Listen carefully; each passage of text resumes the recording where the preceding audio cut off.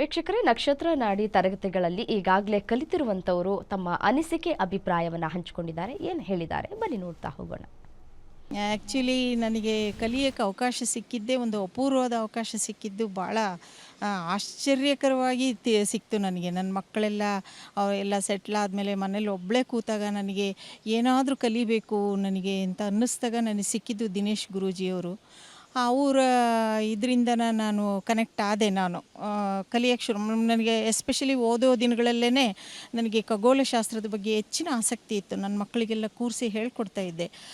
ಯಾವಾಗ ನನಗೆ ಎಲ್ಲಿ ಸಂಬಂಧ ಇದು ಏನು ಪ್ಲ್ಯಾನೆಟ್ಸು, ಸೂರ್ಯ ಚಂದ್ರ ನಕ್ಷತ್ರಗಳು ಎಲ್ಲಿ ಜ್ಯೋತಿಷ್ಯದಲ್ಲಿ ಅವನ್ನ ಯಾಕೆ ಇಲ್ಲಿ ತರ್ತಾರೆ ಅನ್ನೋ ಥರ ನನಗೆ ಭಾಳ ಇದಿತ್ತು. ಒಂಥರ ಕ್ಯೂರಿಯಾಸಿಟಿ ಇತ್ತು. ಆ ಕ್ಯೂರಿಯಾಸಿಟಿನ ತಣಿಸ್ಕೊಳ್ಳಿಕ್ಕೆ ನನಗೆ 62 ವರ್ಷ ಕಾಯಬೇಕಾಯಿತು ನಾನು. ಸೊ ಈಗ ಅದು ಹೋದ್ಮೇಲೆ ನಾನು ಎಲ್ಲಿ ಹೋಗಿ ನಿಂತರೂ ನನಗೊಂದು ರೀತಿ ಅಸಮಾಧಾನ ಇರ್ತಿತ್ತು. ಬಟ್ ಯಾವಾಗ ನಾನು ಈ ಜ್ಯೋತಿಷ್ಯ ಶಾಸ್ತ್ರದ ಅದು ದಿನೇಶ್ ಗುರೂಜಿಯವರು ಹೇಳ್ಕೊಡೋ ರೀತಿಯಲ್ಲಿ ನಾನು ಜ್ಯೋತಿಷ್ಯ ಶಾಸ್ತ್ರ ಯಾವಾಗ ಒಳಹೊಕ್ಕು ನೋಡಿ ಆವಾಗ ನನಗೆ ಇಲ್ಲೇನೋ ದಾರಿ ಇದೆ, ನನ್ನ ಅಧ್ಯಾತ್ಮದ ಸೆಳೆತಕ್ಕೆ ಒಂದು ಈಸಿಯಾದ ದಾರಿ ಅಂತ ನನಗನ್ನಿಸ್ತು. ಗುರುಜಿ, 2026 ಯಾವ ರೀತಿಯಾಗಿ ಇರುತ್ತೆ ಅನ್ನೋದ್ರ ಬಗ್ಗೆ ಹೇಳ್ತಾ ಇದ್ರಿ, ಮುಂದುವರಿಸಿ. ಹಾಗೆ 9ನೇ ಅಧಿಪತಿಯಾಗಿರ್ತಕ್ಕಂಥ ಶುಕ್ರ 4ರಲ್ಲಿದ್ದಾನೆ. 9 ಅಂತಕ್ಕಂಥದ್ದು ಪ್ರವಾಸ, 4 ಅಂತಕ್ಕಂಥದ್ದು ದೇಶ. ಭಾಳಷ್ಟು ಜನ ಫಾರಿನ್ಗೆ ಹೋಗೋದು ಅಂತಾರೆ.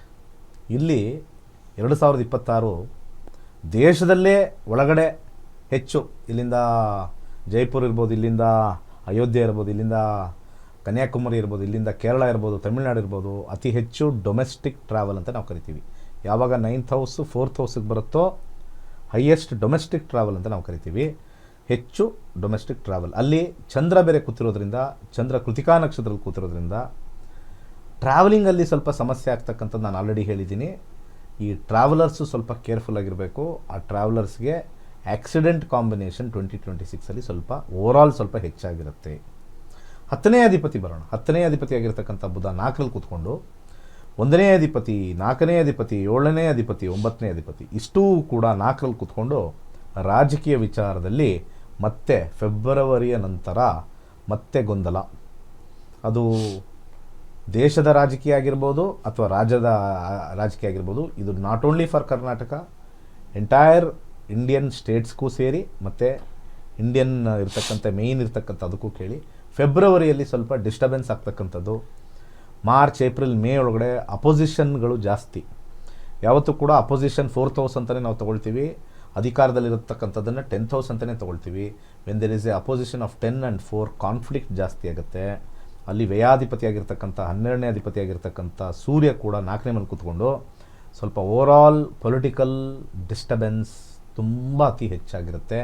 ಕನ್ಫ್ಯೂಷನ್ನು ವಿತಿನ್ ದಿ ಪಾರ್ಟಿ ರೈವಲರೀಸ್ ಜಾಸ್ತಿ ಆಗುತ್ತೆ.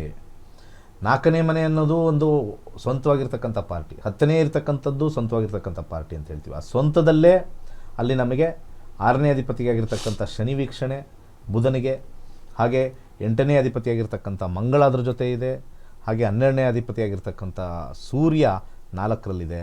ಗುರುನ ವೀಕ್ಷಣೆಯೂ ಇದೆ, ಬುಧನ ವೀಕ್ಷಣೆಯೂ ಇದೆ. ಬುಧ ಗುರು ಎಲ್ಲೂ ತೊಗೊಂಡಾಗ 6, 8, 12 ಕಾಂಬಿನೇಷನ್ ತೊಗೊಂಡಾಗ